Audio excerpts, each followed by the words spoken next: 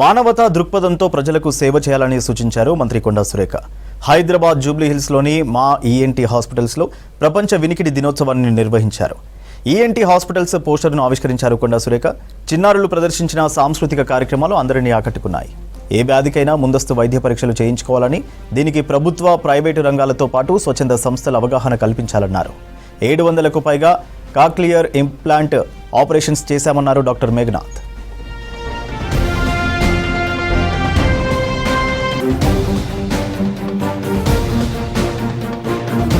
తర్వాత ఏజ్లో ఉన్న వాళ్ళకి చేస్తే వాళ్ళు అప్పుడు మాటలు నేర్చుకోవడం అంటే చాలా కష్టం, కాబట్టి దానికి ఒక ప్రత్యేక డిపార్ట్మెంట్ ఉంది. ఆ డిపార్ట్మెంట్ ద్వారా ఆ పిల్లలకు మాటలు నేర్పించడం జరుగుతుంది.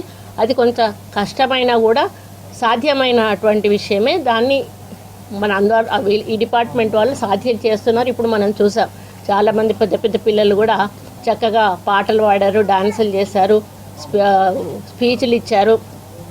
కాబట్టి ఇది చిన్న ఇష్యూ అనుకొని వదిలిపెడతారు, కానీ అది వదిలిపెట్టకుండా చిన్నప్పటి నుంచే మనం జాగ్రత్తగా పరిశీలించి వాటికి ట్రీట్మెంట్ కానీ తీసుకున్నట్టయితే మన పిల్లల భవిష్యత్తు చాలా చాలా బాగుంటుంది అనేది మనం అందరం కూడా ప్రతి ఒక్కరికి తెలియజేయాల్సిన అవసరం ఉన్నది.